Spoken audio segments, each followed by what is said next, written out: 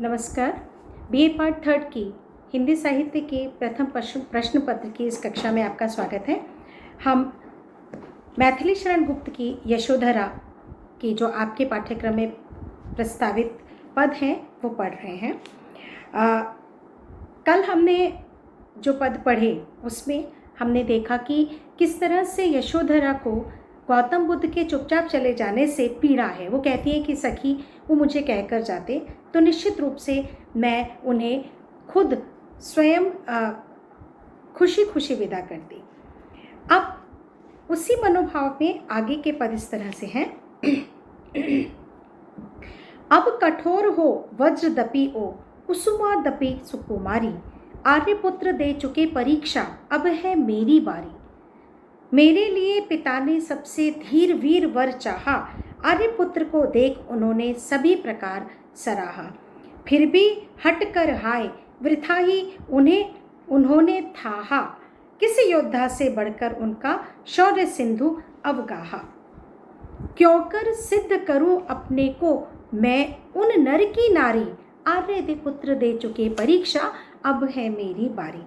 कल हमने देखा था कि यशोधरा थोड़ी सी उलझन में है कि गौतम बुद्ध के जाने के बाद वो उनका किस तरह से स्वागत करेंगी, या वो उनकी इस यात्रा को या उनके इस सिद्धि प्राप्ति के लिए जो उनका गमन हुआ है उसको किस तरह से स्वीकार करें। गौतम बुद्ध के जाने के बाद उन्हें किस तरह से अपने जीवन को जीना है, उनका क्या कर्तव्य है या क्या उनके लिए करणीय है, उसके लिए वो स्वयं को तैयार करती हैं। और किस तरह से वो जब वो अविवाहित थी, कन्या थी, उनके पिता ने उनका विवाह गौतम के साथ किया था, तब किस तरह से क्या भाव उनके थे और क्या भाव उनके पिता के थे, परिवार के थे। बहुत ही सुंदर वर्णन इन पदों में गुप्त जी करते हैं। वो उस दुख से निकलने का प्रयास कर रही हैं कि गौतम चले गए।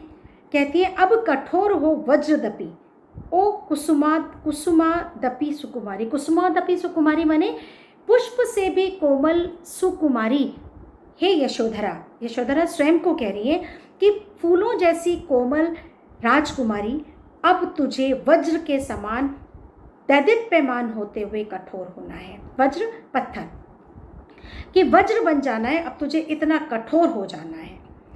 क्यों? क्योंकि आर्यपुत्र दे चुके परीक्षा। आर्यपुत्र गौतम के लिए आया है कि गौतम बुद्ध ने तो अपनी परीक्षा दे दी, उन्हें तो अपने जीवन में क्या करना था और किस तरह से वो मेरा मान रख सकते थे वो कर चुके, वो अपनी परीक्षा दे चुके हैं। अब है मेरी बारी। अब उनकी पत्नी के रूप में मेरा क्या दायित्व है या मुझे क्या करना है, ये अब मेरी बारी है कि मैं कैसे उस परीक्षा पर खरी या उस कसौटी पर खरी उतरती हूँ।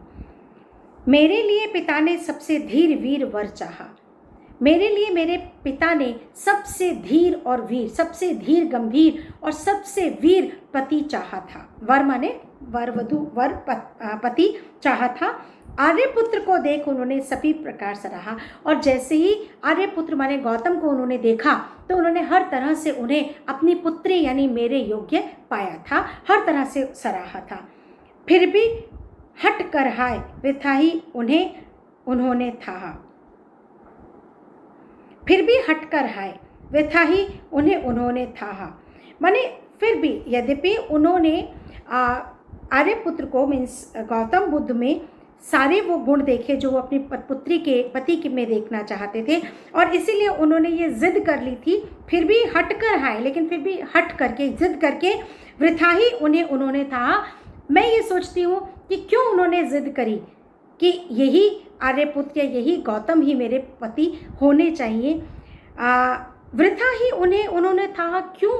व्यर्थ ही थोड़ी ना, मतलब कुछ तो मेरे पिता ने उसमें उनमें देखा होगा, कुछ तो उन्हें लगा होगा कि ये मेरी पुत्री के योग्य है। ऐसे ही थोड़ी ना झूठे ही उन्होंने कोई जिद करके मेरे लिए उन्हें थोड़ी पसंद कर लिया होगा। फिर भी हट कर हाय वृथा ही उन्होंने था मैंने थामना, हट करके यूं ही कोई जिद थोड़ी करी होगी उन्होंने, मेरे पिता ने। हर वृथा ही माने व्यर्थ ही, आर्यपुत्र का माने गौतम का हाथ उन्होंने मेरे हाथ में थोड़ी थमाया होगा, कुछ तो मेरे पिता ने देखा होगा। किस योद्धा से बढ़कर उनका शौर्य सिंधु अवगाहा। शौर्य माने कीर्ति, सिंधु माने महासागर, अवगाहा माने पहचानना। वो कहती है कि मतलब पिता अपनी पुत्री के लिए सबसे अच्छा सोच सकता है और पिता अपनी पुत्री के लिए सबसे योग्य वर ही ढूंढता है। इस बात को वो पुष्टि कर रही हैं। वह उक्ति वैचित्र है कि यूं ही थोड़ी मेरे पिता ने हट की होगी, यूं ही थोड़ी उन्होंने मेरा हाथ उनके हाथ में थमाया होगा। क्यों? उन्होंने ज़रूर कुछ ना कुछ ऐसा देखा होगा किसी योद्धा से। कौन सा दूसरा योद्धा उनको दिखा होगा कि जिसका शौर्य, जिसकी कीर्ति, जिसका की लोकप्रियता, जिसकी सिद्धि का जो समुद्र है, शौर्य का समुद्र, किसके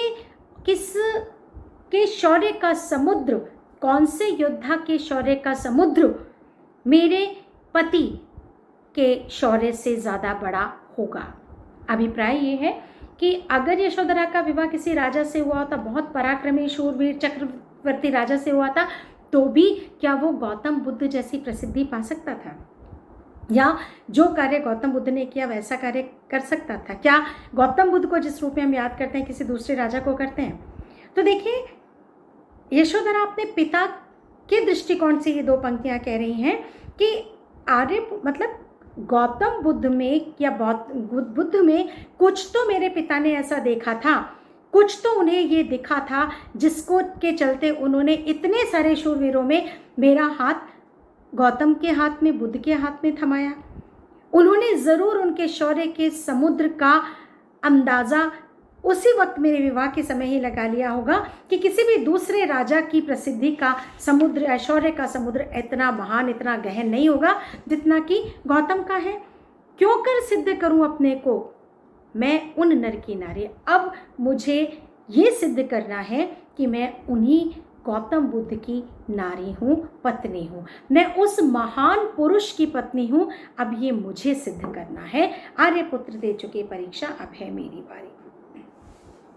देख कराल कालसा जिसको कांप उठे सब भय से, गिरे प्रतिद्वंदी नागार्जुन नागदत्त जिस है से, वह तुरंग पालित कुरंग सा नत हो गया विनय से, क्यों न गूंजती रंग भूमि फिर उनके जय जय से। निकला वहाँ कौन उन जैसा प्रबल पराक्रमकारी, आर्यपुत्र दे चुके परीक्षा, अब है मेरी बारी। अपने स्वयंवर के समय को याद करती हुई यशोधरा कहती हैं, देख कराल कालसा जिसको कांप उठे सब भय से, गिरे प्रतिद्वंदी नागार्जुन नागदत्त जिस है से, है मने घोड़ा, नागदत्त जैसा जो घोड़ा जो इतना विकराल था, जो इतना बहादुर था, काल कराल भीषण काल की तरह, जिसको देखकर सब कांप जाते थे, जिसको साधने के लिए नंदार्जुन, नंद और अर्जुन जैसे प्रतिद्वंदी भी हार गए थे, वह तुरंग पालित कुरंग सा नत हो गया विनय से। वह तुरंग, वह घोड़ा जिसे बस में करना, जिसे साधना बड़े बड़े योद्धाओं के बस की बात नहीं थी, कुछ तो ऐसा इस आर्यपुत्र में रहा होगा, कुछ तो ऐसा मेरे पति गौतम में रहा होगा कि वह तुरंग, वह घोड़ा पालित कुरंग, पालतू घोड़े की तरह से विनम्र होकर, नतमस्तक होकर उनके सामने झुक गया था। क्यों ना गूंजते रंगभूमि, जिसका पराक्रम, जिसका प्रभाव ऐसा था, उसके पराक्रम से, उसके प्रभाव से क्यों नहीं सब और जय जयकार होती। माने उनका व्यक्तित्व ही इतना स्निग्ध, इतना दिव्य और इतना पराक्रमी यशस्वी था, है और था, उस समय भी था कि संपूर्ण भवन, संपूर्ण प्रासाद, संपूर्ण महल उनकी जय जयकार से गुंजायमान हो गया। निकला वहाँ कौन उन जैसा प्रबल पराक्रमकारी। यद्यपि उन्होंने शस्त्र नहीं भी उठाया, लेकिन फिर भी उनसे ज़्यादा पराक्रमशाली, उनसे ज़्यादा पराक्रमी उस पूरे सदन में, उस पूरी सभा में कोई दूसरा नहीं था। आर्यपुत्र दे चुके परीक्षा, अब है मेरी बारी। सभी सुंदरी बालाओं में मुझे उन्होंने माना, सबने मेरा भाग्य सराहा, सबने रूप बखाना। खेद किसी ने उन्हें न फिर भी ठीक ठाक पहचाना, भेद चुने जाने का मैंने अपने भी अब जाना। उस दिन ये उपयुक्त पात्र ही कि उन्हें खोजती सारी, आर्यपुत्र दे चुके परीक्षा, अब है मेरी बारी। सभी सुंदरी बालाओं में मुझे उन्होंने माना। वह इतनी सुंदर सुंदर कन्याएं थीं या उनके लिए वो इतने महान देश के राजकुमार थे, तो उनके लिए राजकुमारियों की या राजकन्याओं की कोई कमी तो नहीं थी, लेकिन इतनी सुंदर सुंदर बालाओं में उन्होंने मुझे चुना। यशोधरा कहती हैं कि गौतम ने मुझे चुना, सबने मेरा भाग्य सराहा, सबने रूप बखाना। उस वक्त, उस समय जब मुझे चुना गया तो मेरी सारी सहेलियों ने या सारे संसार ने मुझे, मेरे भाग्य को सराहा था कि अरे तू तो बहुत भाग्यशाली है जो तू उनकी पत्नी बन रही है, और क्यों ना बने क्योंकि तू है इतनी सुंदर। उनको भी, मेरे भाग्य को भी सराहा था और मेरे रूप का भी वर्णन किया गया था कि मैं इतनी सुंदर हूँ, इतनी रूपवती हूँ। खेद किसी ने उन्हें न फिर भी ठीक ठीक पहचाना। लेकिन मुझे दुख है कि उस समय भी उन्हें कोई ठीक तरह से पहचान नहीं पाया कि वो वास्तव में दिव्य पुरुष हैं। मेरे भाग्य को सबने सराहा, मेरे रूप का गुणगान किया, उनके बहुत विशाल साम्राज्य के राजकुमार होने का दावा किया। उन्होंने मुझे क्यों चुना, ये इस तरह से इस बात की पुष्टि ज़रूर की, लेकिन वो कहती हैं कि खेद किसी ने उन्हें फिर भी लेकिन फिर भी ठीक तरीके से उस समय भी उन्हें कोई पहचान नहीं पाया। औरों की तो मैं क्या कहूँ, मैं स्वयं भी इस भेद को अब समझ पाई हूँ कि उन्होंने मुझे क्यों चुना। उन्होंने मुझे क्यों चुना, इसका भेद या इसका कारण मुझे आज पता लगा है। ये अगली लाइन बहुत इंपॉर्टेंट है। वो कहते हैं कि इस दिन के उपयुक्त पात्र उन्हें खोजती सारी। दरअसल वास्तविकता तो ये है कि उन्हें एक पत्नी के, या उनकी पत्नी कैसी हो, बहुत सुंदर हो, कोई बहुत बड़े साम्राज्य की राजकुमारी हो, ये सारा उनका सोचना नहीं था। उन्हें तो आज का दिन, माने जिस दिन मैं लोक कल्याण के लिए साम्राज्य का त्याग करके जाऊंगा, उस दिन कौन स्त्री ऐसी होगी जो मेरे भाव को समझ पाएगी और मेरे पीछे अपना जीवन जी पाएगी, उनकी तो सारी खोज ऐसी स्त्री के लिए थी, ऐसी पत्नी के लिए थी। इस दिन के उपयुक्त माने आज के दिन के लिए, आज का दिन कौन सा, इस दिन कौन सा, जिस दिन वो लोक कल्याण के लिए साम्राज्य का त्याग करके जा रहे हैं, कि कौन सी ऐसी स्त्री होगी, कौन उपयुक्त पात्र होगा, कौन एकदम योग्य पत्नी के रूप में मैं उसे चुनूं, कौन योग्य बाला होगी जो कि मेरी उस स्थिति को या उस दिन मुझे अच्छी तरह से समझ पाएगी। आर्य पुत्र दे चुके परीक्षा, अब है मेरी बारी। मेरे रूप रंग यदि तुझको अपना गर्व रहा है, तो उसके झूठे गौरव का तूने भार सहा है। तू परिवर्तनशील उन्होंने कितनी बार कहा है, फूला किस दिन अंधकार में डूबा और बहा है, किंतु अंतरात्मा भी मेरा था, क्या विकृत विकारी। आर्य पुत्र दे चुके परीक्षा, अब है मेरी बारी। यशोधरा कहती हैं कि अपने स्वयं को संबोधित करती हैं। स्वयं को संबोधित करते हुए यशोधरा कहती है कि हे मेरे रूप रंग, हे मेरे सौंदर्य, यदि तुझे अपने ऊपर गर्व रहा है, यदि मैंने अपने सौंदर्य पर स्वयं गर्व किया है, तो ये गर्व बहुत झूठा था, उसके झूठे गौरव का तूने भार सहा है। हे मेरा मन, हे मेरे शरीर, अगर तूने अपने सौंदर्य का पर गुमान किया है, घमंड किया है, तो तूने वो झूठा घमंड किया है, तूने झूठे ही अपने सौंदर्य के घमंड के भार को सहा है। तू परिवर्तनशील उन्होंने कितनी बार कहा है, तू तो परिवर्तनशील है, आज तू जिस रूप में है कल उस रूप में नहीं रहेगा। इस बात को उन्होंने कितनी बार कहा, देखिए इन्वर्टेड कॉमास में कहती हैं कि ये उनके पति के शब्द हैं कि फूला दिन, फूला माने गर्व करना, घमंड करना, कि दिन जब निकलता है तो बहुत घमंडी होता है, या कहें कि दिन फूलता है, कितना उसको इस बात का गर्व होता है कि मैंने सारी सृष्टि में उजाला कर दिया, प्रकाशमान कर दिया, लेकिन अंत में उसको भी अंधकार में डूबना पड़ता है। तो माने परिवर्तन जो है वो प्रकृति का नियम है। तो रूप रंग सौंदर्य सभी कुछ जो है वो परिवर्तनशील है, लेकिन अंतरात्मा भी मेरा था, क्या विकृत विकारी।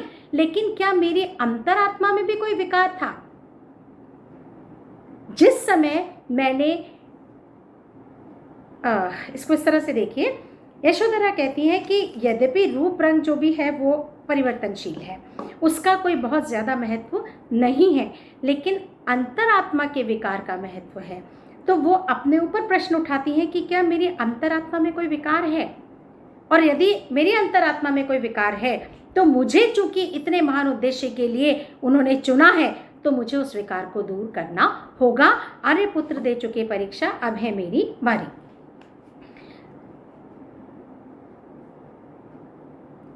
धन्यवाद। बाकी हम कल देखेंगे।